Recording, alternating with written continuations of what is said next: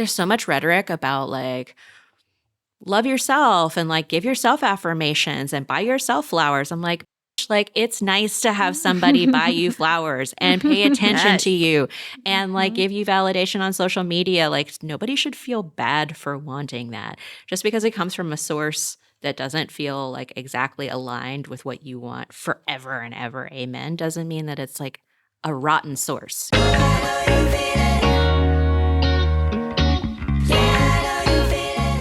Welcome to Misconnections. Each episode, we bring a true story of a misconnection and unpack it with a person who lived it. This week's misconnection to the tattooed artist who was always in my orbit with Myisha Battle. Myisha Battle is a sex and dating coach, educator, and author.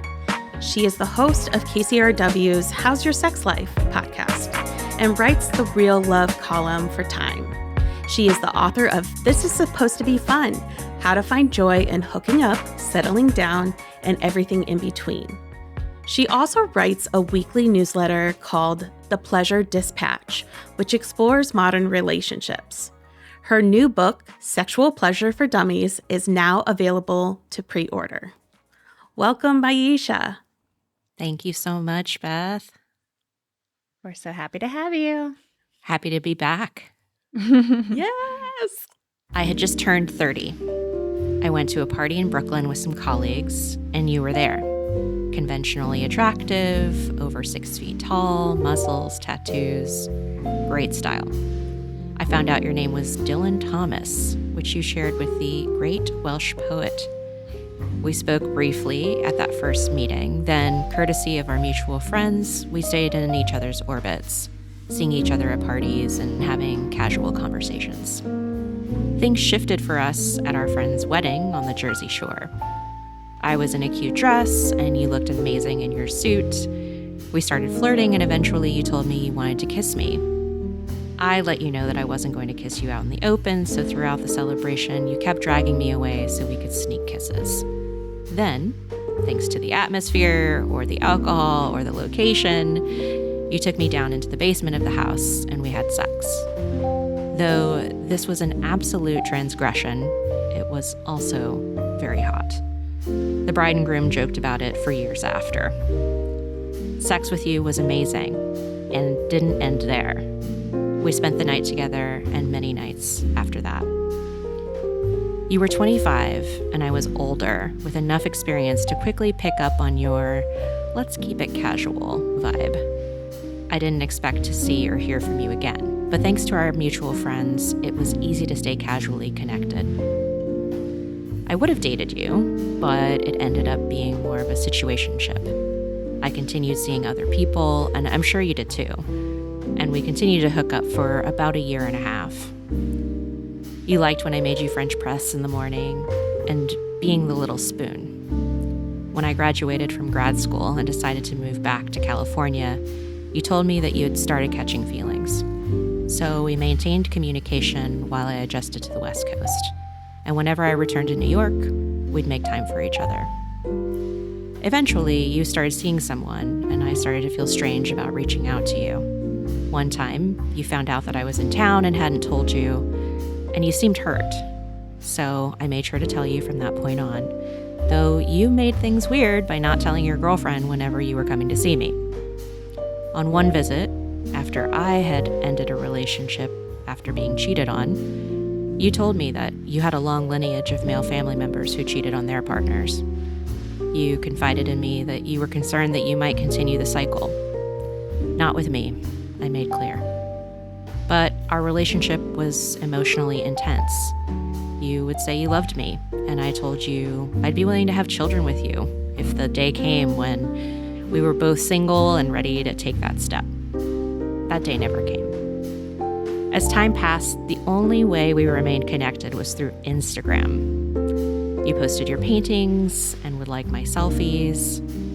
You didn't post much about your life, and you never posted pictures of your partner. I knew so little about your actual life. At one point, I saw you at a wedding in one of your stories and wondered if it was your wedding. I've never gotten any clarity on that. Then one day, your Instagram was gone. At first, I didn't know if you deleted it or had blocked me, but suddenly all I could see when I looked for you were fan accounts for that other Dylan Thomas. The grief hit me unexpectedly, and I realized I cared about you more than I had ever allowed myself to believe. It was more than your good looks and some of the best sex of my life. It was about how you appreciated me, how you made sure to communicate that to me. It was how I got your humor and you got mine, how in very different ways we both felt unworthy of each other and grateful for each other, and how whatever had been was now gone. Oh, it's so good. Oh, and I can't wait to talk about every little part of it. And we're going to do that. Let's jump into understanding more of, the context of what was happening throughout this period of time, because we covered a lot of even years in this story itself. So first question is, while your relationship wasn't on like the relationship escalator, it was clearly meaningful to you both. You had love for each other and even verbalized that at times. Looking back years later, how do you think about the connection you had together, and why did it mean so much to you at the time? It was an interesting time in my life where I had been casually dating, but I'd been mostly a serial monogamist before, my early 30s. So Dylan was kind of the first person that I started to see regularly while dating other people. It was really the first time that I was dating a few people at the same time. And it really helped me understand that I could do that.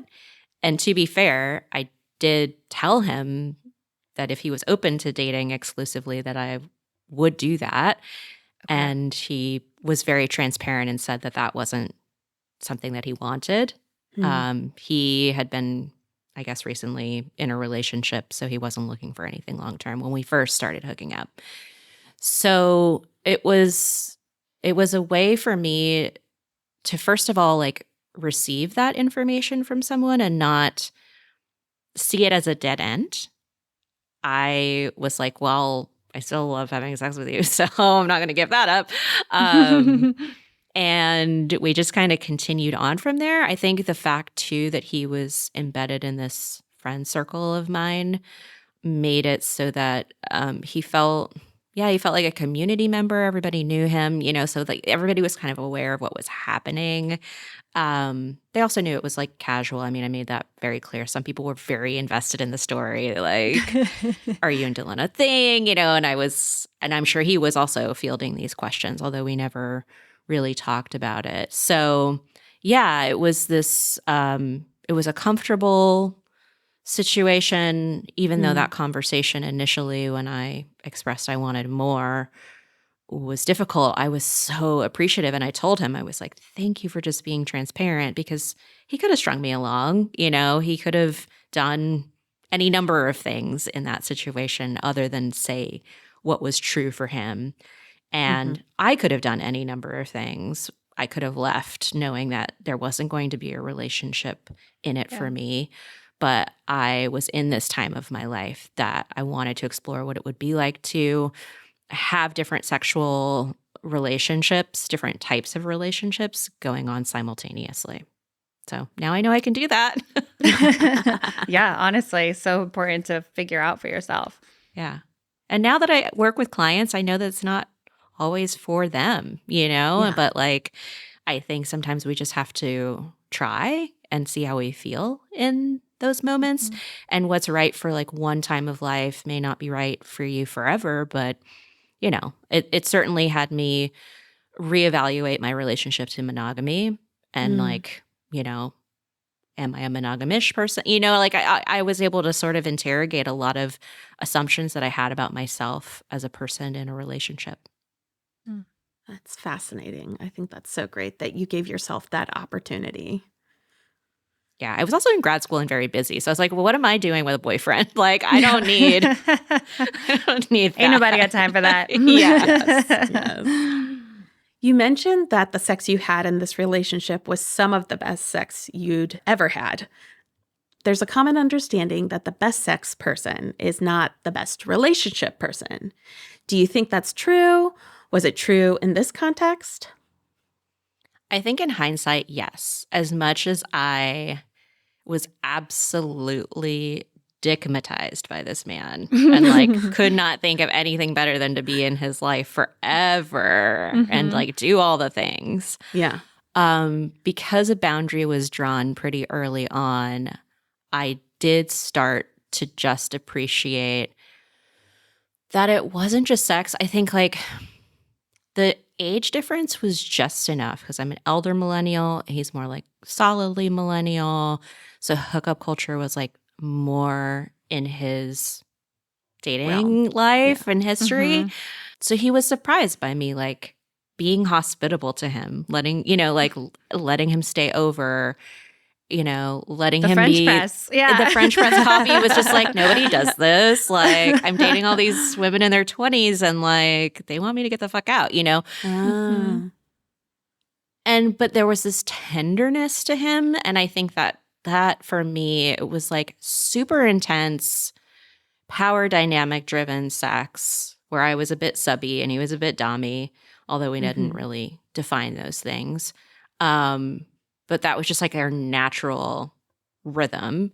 To also having these tender moments where he would ask to be the little spoon, like is this man who's, a lot bigger than me who I'm like spooning from behind. It's like, so there was this tenderness coupled with the rawness of our sexual connection and just the fact that I kind of had other people to vouch that he was a good person. But I know things about him and I know things about myself that I didn't know then. And when I think about what a relationship for the two of us would have probably been like, without going into too much detail, I think a lot of our family history was very similar. And I think the things that I have been working on in therapy for years now are things that like maybe he needed to work on too, or like I just felt, there were parallels there that I don't know in our tenderhearted states of being at that time. We would have been good partners for each other long term. Like I just don't. I don't think it. I kind of joke that my current partner, we met at the right time because like he had started therapy and I had, he's a little bit older. And so even though we do have some similarities in our, childhood backgrounds and we can understand each other, there had been some healing there.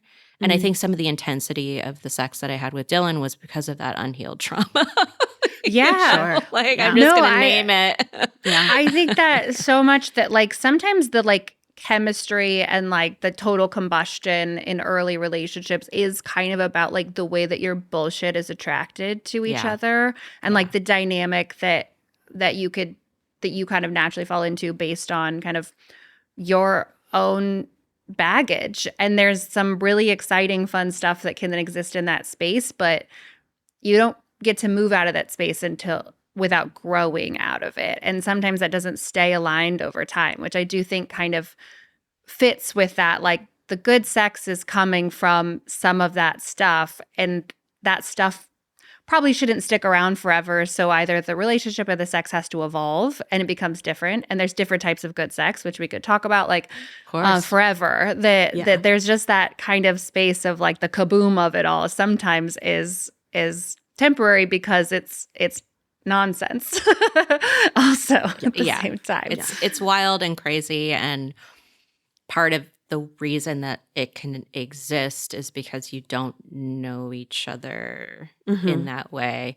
Like all the things that I've sort of, just mentioned, those are all obviously like post thoughts over the last few years of me getting to understand myself and who I was at that time a little bit more and what my motivations were. So, yeah.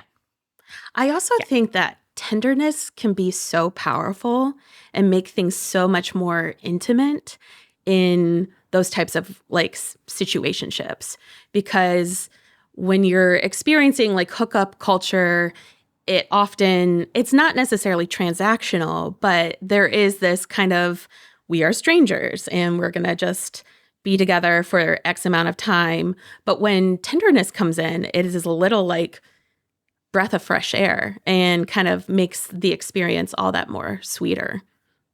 Yeah, I mean, to be completely honest, I don't think I'd been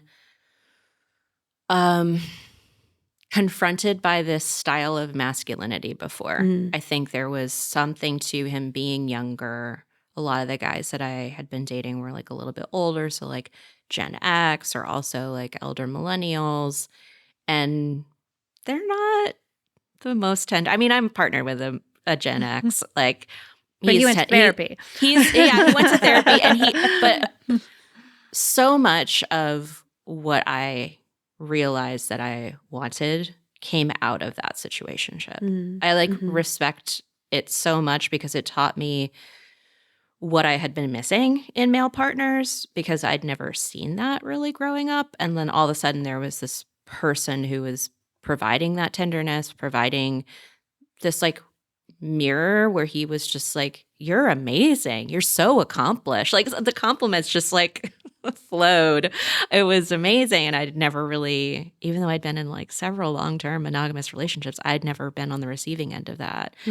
So yeah, I took that forward. I mean, he is a Scorpio, my partner's a Scorpio, there's just like a lot that I was sort of like rattling around in my head. If he's not the one, then like there's going to be somebody else who maybe shares qualities with him that's going to be a better partner for me long term. Yeah, there seems like there were a lot of different dynamics that you've pulled apart when we've reflected back on this relationship over time, and that there are, with any relationship that we have, whether it's serious or casual, where there is, connection, we have the opportunity to learn from it. And it sounds like, you've learned a lot from it. And I want to dig in on another dynamic that came up in the story, which was that, as you were seeing other people and you started to see other people more seriously, he had a girlfriend who he wasn't seemingly super honest or fully honest with about his relationship with you, or when he was seeing you, and that you had boundaries that you held up there to make sure that the pattern of infidelity in his family lineage was not brought into that space with the two of you, but it was still a murky gray area of knowing that you guys were meeting up when she didn't know about it. And so I'm curious, when you reflect back on that part of the dynamic,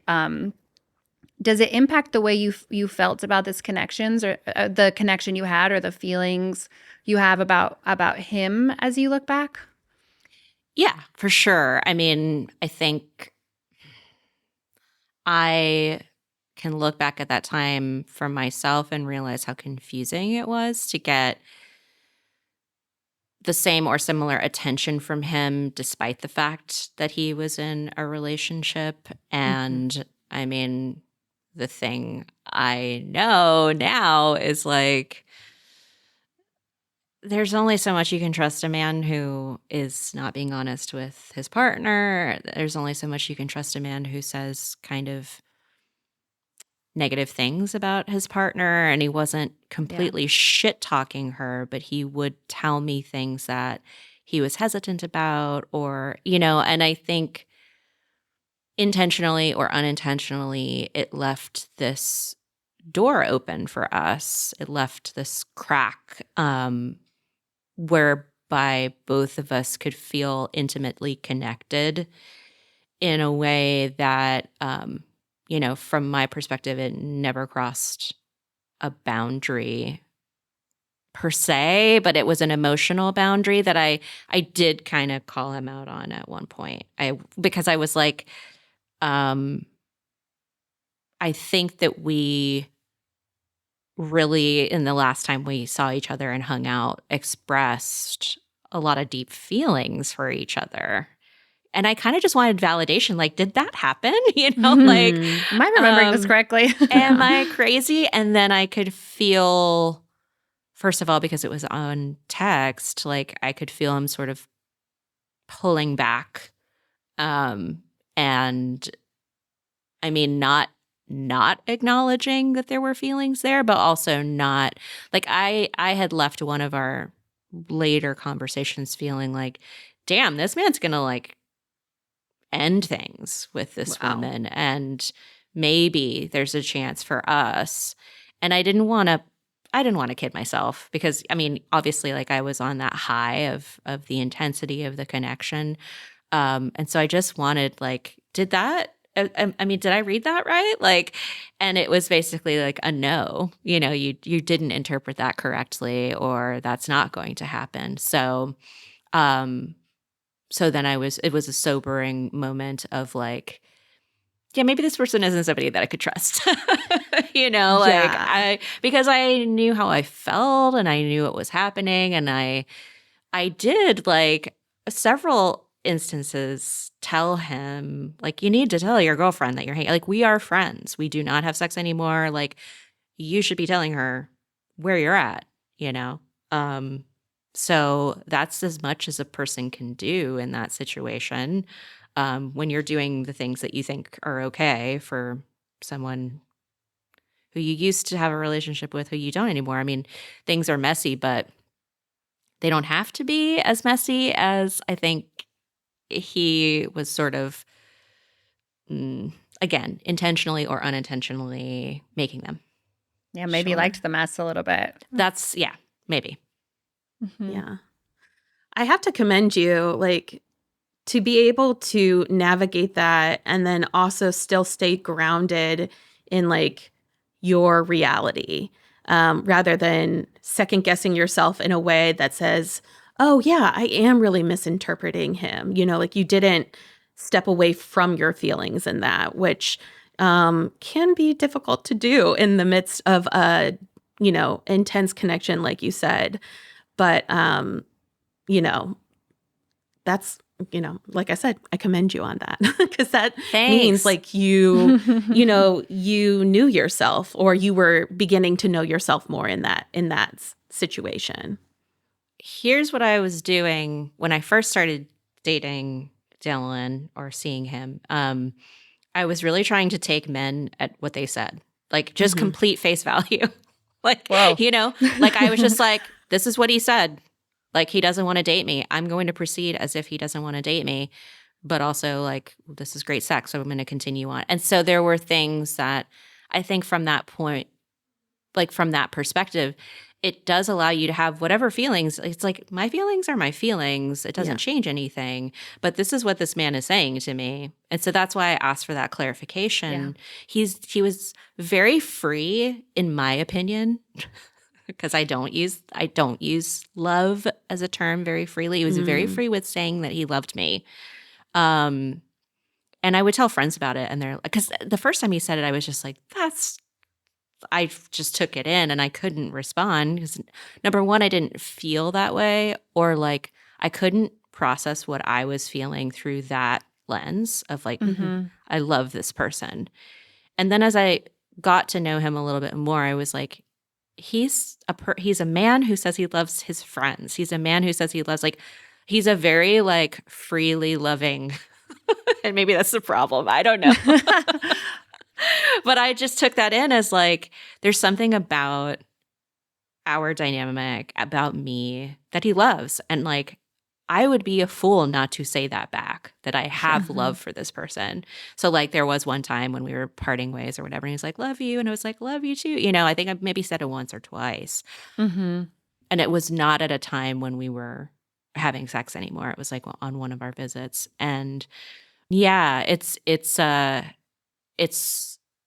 was a practice in me, like, recognizing how I'm feeling, also being like, that has limitations because of what this person is saying the relationship is, and then also taking in, like, receiving a different kind of love and appreciation from somebody that I wasn't used to, and also not letting that, like, those words move me to believe something about the experience that wasn't true, that like we Sure. were going to have this long future with each other, right? So Sure. yeah, it was a lot of work, I guess, in Honestly, it sounds hindsight. exhausting. Yeah. Yes.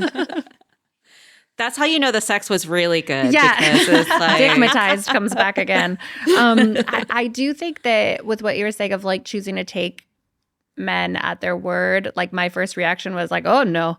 But I do think that there's also like a desire we have to forgo the emotional labor that usually falls onto in a heterosexual dynamic that falls onto the woman of being like, well, I'm going to figure this out. I'm going to understand what our dynamic should be. I'm going to, know when you say I love you, what does that really mean? I'm going to think about it. I'm going to talk to my friends. I'm going to whatever. And so like there is a freedom in choosing to take people at their words and then also trusting your gut, I think in combination with that of saying like, but there's something here that probably does require a little bit more thinking. I'm not going to think about everything, but I am going to like trust myself as well in terms of like how something makes me feel. And then also like when my own spidey senses are going off of like something, if you're not being honest with this person, what else are you not being honest about? Or why wouldn't you be honest about something that is totally okay in the realm of having a relationship and having friends? Like, what's that about? I think that it sounds like that's the progression for you, was that there was really low stakes when you were choosing to kind of trust him because it was all on the table and felt good.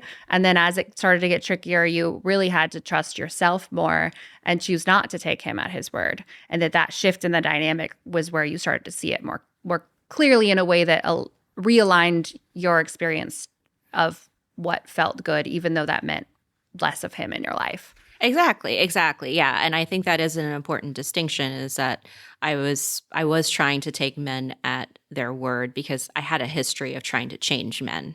Like, oh, you don't want to date me, but like, I'm so great. Like, why wouldn't you? And like, let me twist and contort myself to be the type of person that you'll change your mind about. And, obviously that didn't work. So I was like, this person says he doesn't want to date me. I will continue on this path of non-commitment and, call it a day. And also like recognize when there are behaviors that aren't matching up with words. I think that's like so crucial as you're going through this, because I've been in situations where I've dated men who like, oh, I want to get married. I want to have kids. I'm like so looking forward to like being a dad, and like, okay, I'll believe you. I'll take you at face value that that's what you want. But your behaviors are telling me that you're still stuck in a fuckboy mentality, that you're still like just focused on self, and maybe all of those things are aspirational to you, but like the capacity to get there is really lacking, So it is a combination of like, listen, I'll hear you out. I'll believe what you're telling me until I know better than to do that. Yeah. Sure. So I want to get back to your story real quick. You move across the country and your relationship evolves and evolves to where you eventually are only connected through Instagram. And then one day you realize he's no longer there. His Instagram has disappeared. That's crazy. Tell us about that moment and how you felt. And why do you think you felt that way?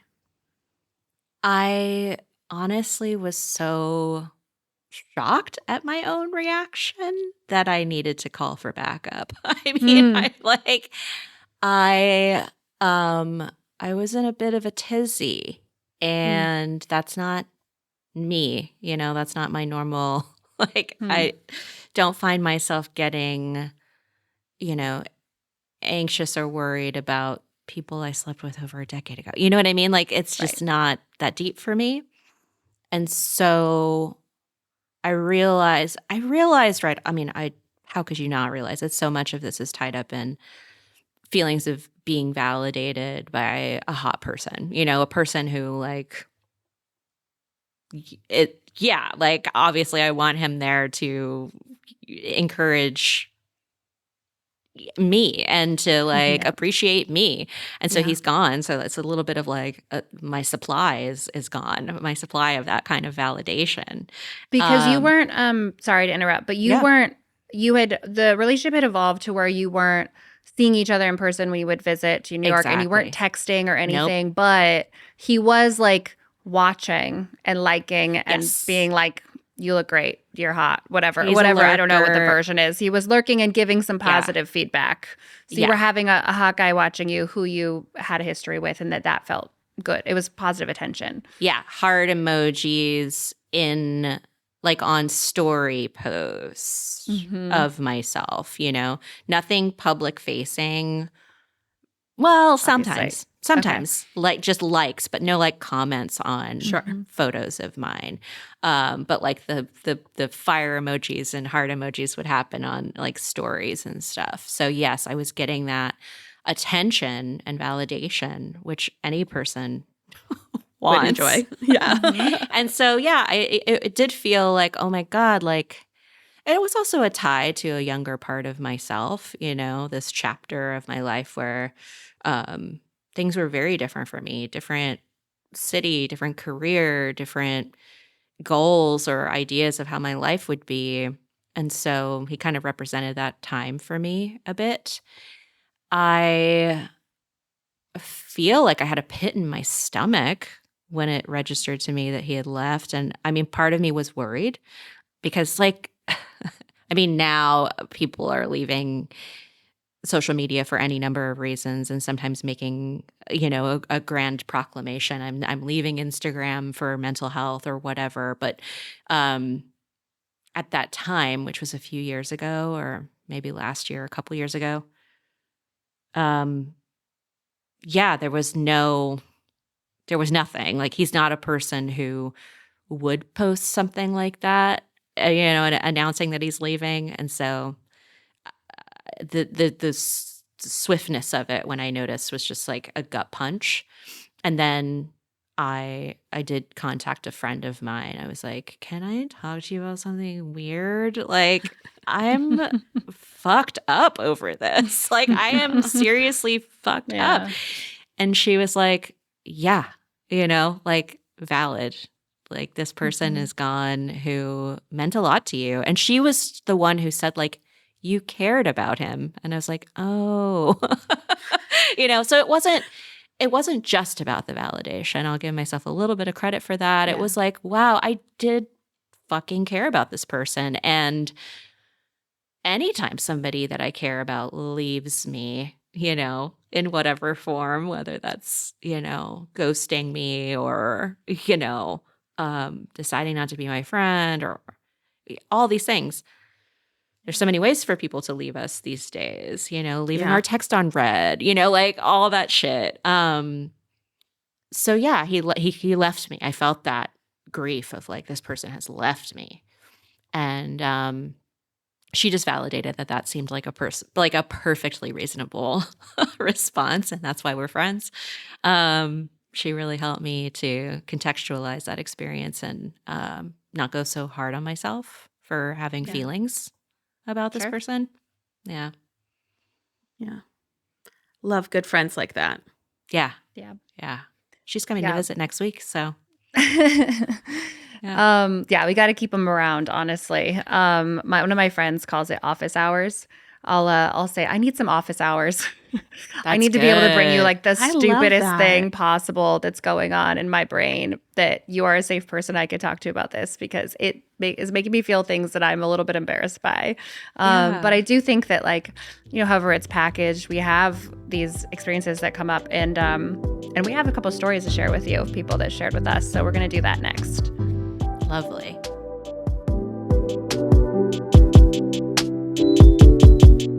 If you're not reading everything Myisha is writing about dating, pleasure, and romantic relationships, you're missing out. In her Time article, "Technology is Taking Over Our Love Lives," Myisha speaks directly to the ways technology is taking up space, and maybe too much space, in our social and romantic relationships. So relevant to what we're talking about today, so please give it a read and let us know what you think. We'll share the link in the show notes.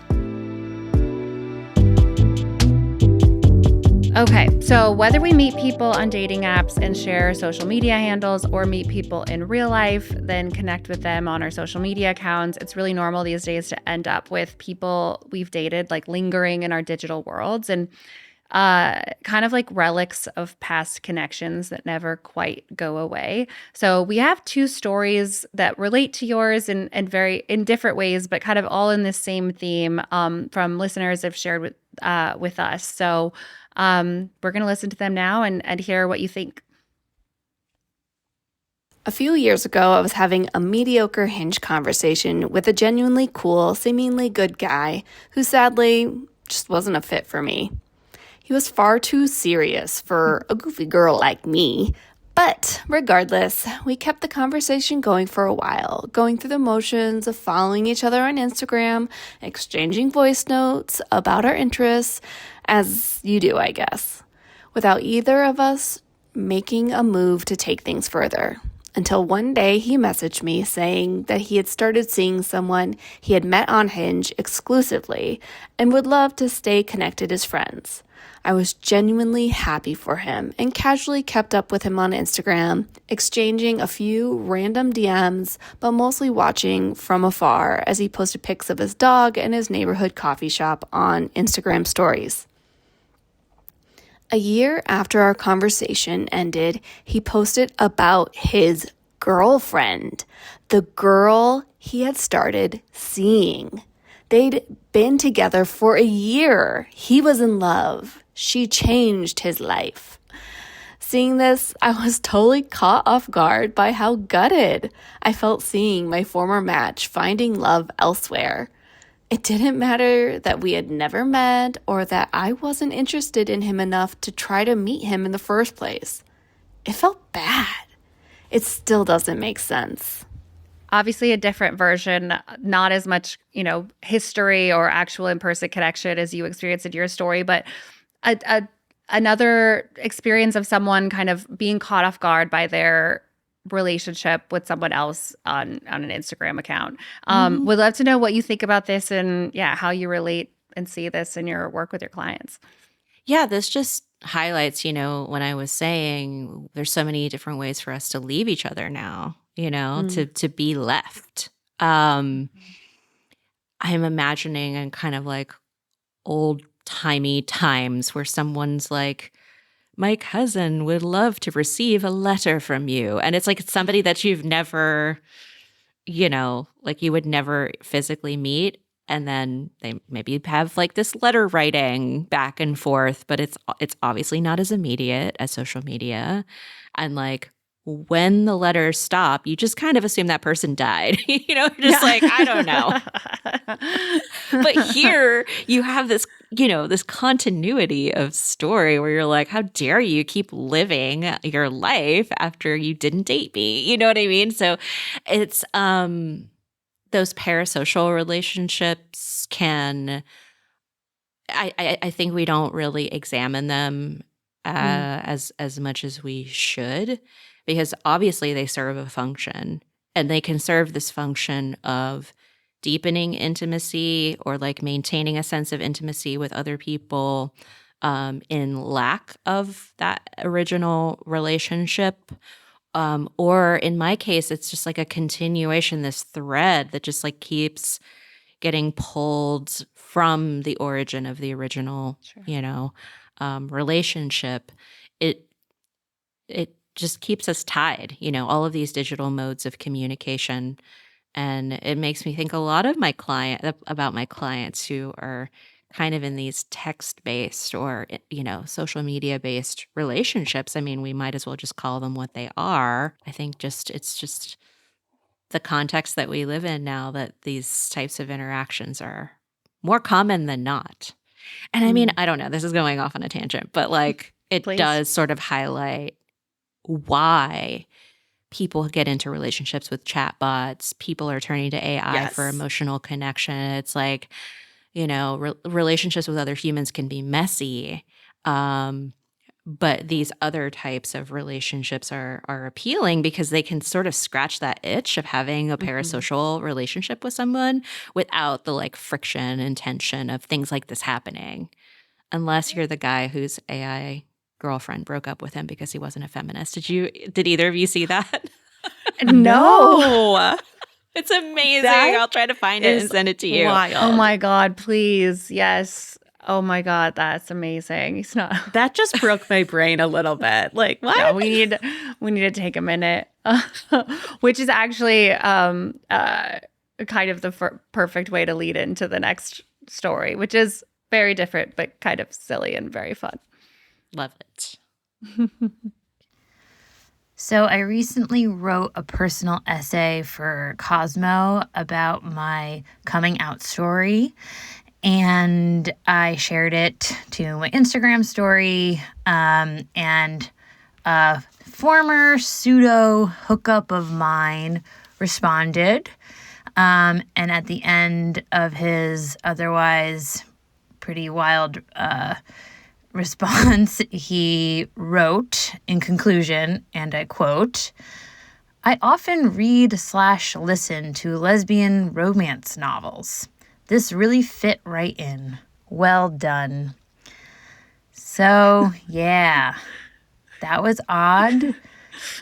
He wasn't the only ex to interact with the coming out story, but he was definitely the most noteworthy.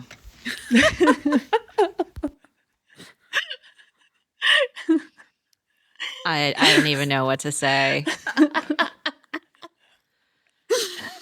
Except, wow. Ugh. See, people are watching, and we don't always want to know what they have to say. It's true. It's true. And wow, for her to be so brave as to write a whole ass essay about, and this is like, I mean, people don't read anymore. It's like, I mean, I guess because he does say he read it and got something from it. I don't know, sexually, which is like also very confusing because I'm guessing. Yeah, I think the rest of the message was very like, wow, way to go. That's awesome. And then like, I guess I wonder if it's like that's his weird way of like validating her. And just like a sign that you're reminded of like the people you slept with, that you're like, well, can't get that one back. Yeah, unnecessary and clearly unwanted. Which reminds me actually of an email that was sent to me from an ex when I had like a piece in the SF Chronicle, and he saw, and I have all of his emails go to trash. Like I opened and sent to trash, but I happened to just see it and I was like, oh, okay. First line, I know this email is neither wanted or needed or something like that. And The audacity. Still kept writing after that. Delete. I mean, it was already deleted. That's the thing. Yeah. I punked myself by being too curious about what an ex had to say, Like, this person had no choice. She was just bombarded. But I actually, never again. No. It also feels like one of those like weird, like, this is how I'm showing I am an ally in a very twisted, unnecessary way. Until you get to the part where he is basically saying that he finds it in some way like gratifying for himself. Yes. Hot. The story. Yeah. Yes. Yeah. No thanks. No, thank you. No. So I want to go back to the story again. We left off with this person's Instagram and your only real connection with him disappearing out of nowhere. Any developments since? Yeah, one big development. He's fucking back on Instagram. He got suggested to me as an account to follow, like a few weeks ago, which is bananas. And I, of course, had to investigate. So he has come back with like a pretty small amount of people that he's following right now. Absolutely no mutuals. So before, No mutuals?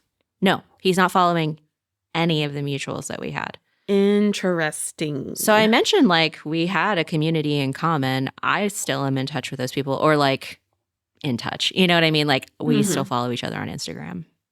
But yeah, no mutuals. So I'm like very curious about what happened. I want to know that story. I'm sure it's an interesting one. Yeah.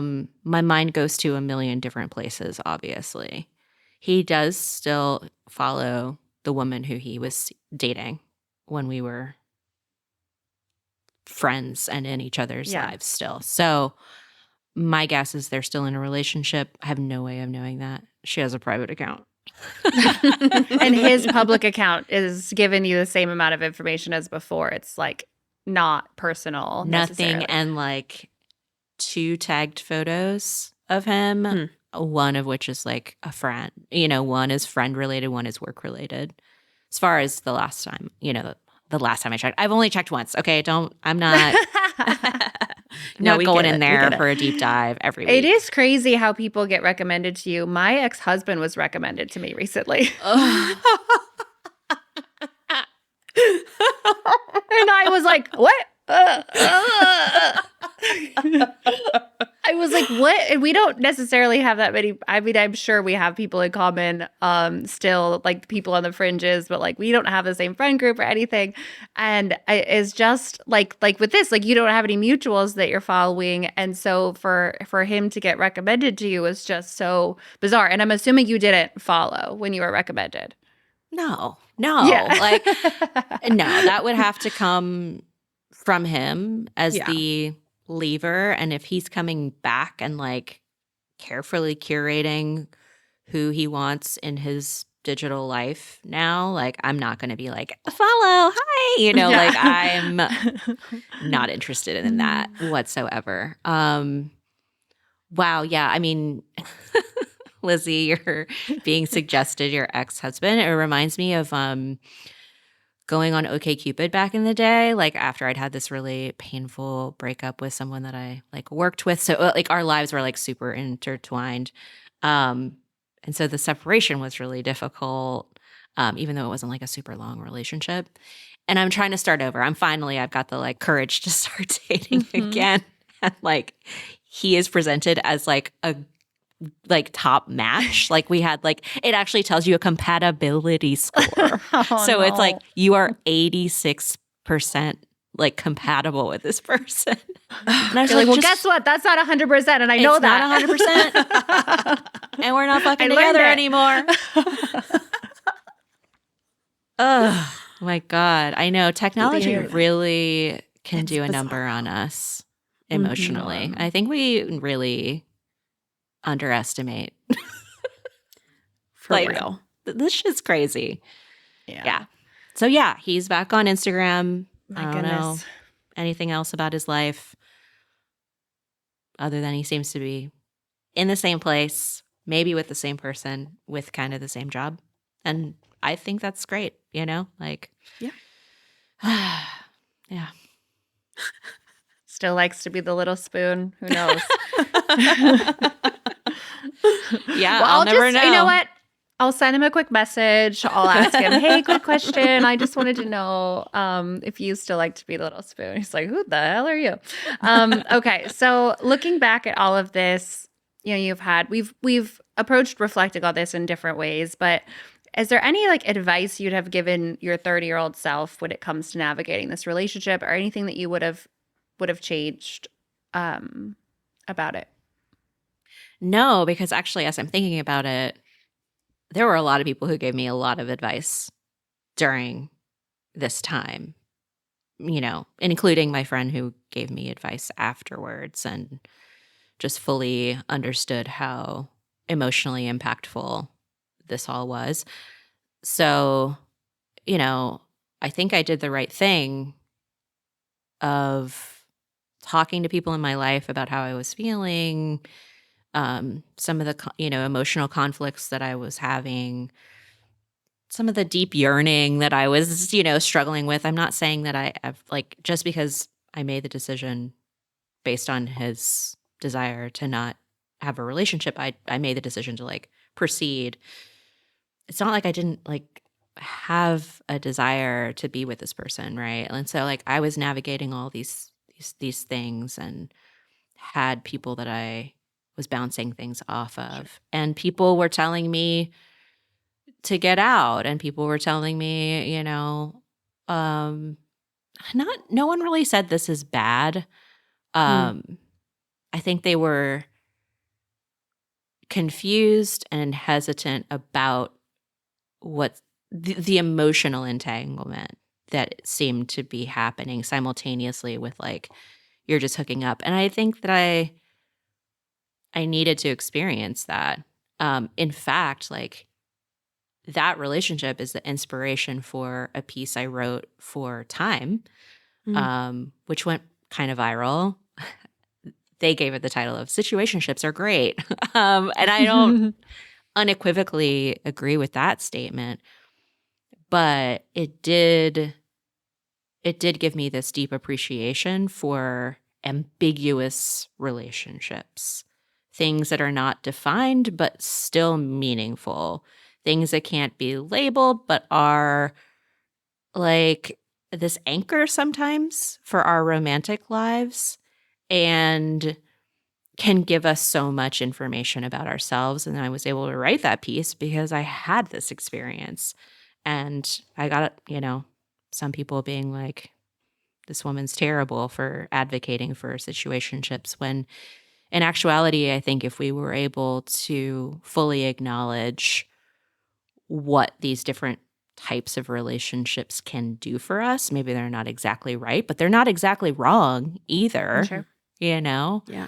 There can be a lot of good. And some of that good can be in the form of these digital relationships that sort of sustain us when we can't find anybody. I'm like, there's so much rhetoric about like, love yourself and like give yourself affirmations and buy yourself flowers. I'm like, bitch, like it's nice to have somebody buy you flowers and pay attention to you and like give you validation on social media. Like nobody should feel bad for wanting that. Just because it comes from a source that doesn't feel like exactly aligned with what you want forever and ever, amen, doesn't mean that it's like a rotten source, unless a person's really shitty and whatever. Yeah. But Yeah.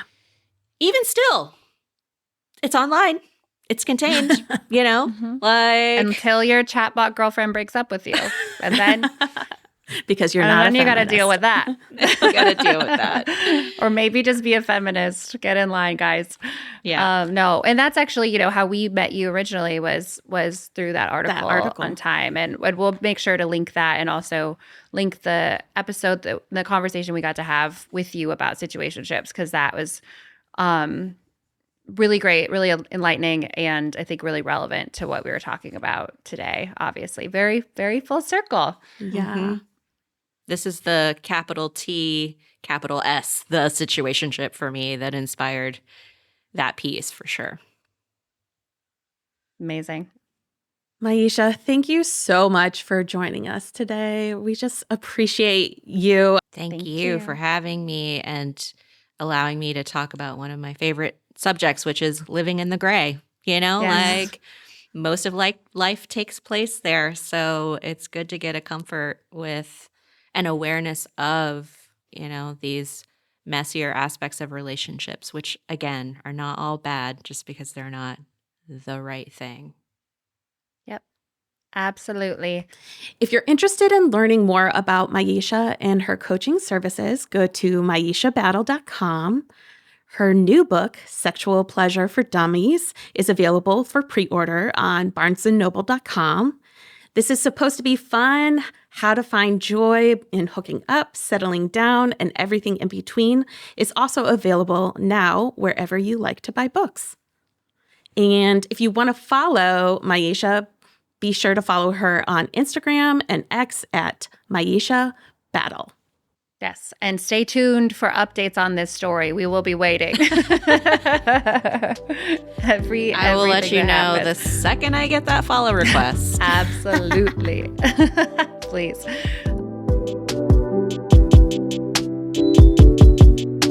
Thank you, Myisha, for joining us.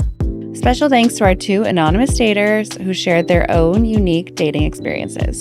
This Misconnections essay was written by CSR Calloway, an author, filmmaker, and musician in Los Angeles. Check out his work at chancecalloway.com.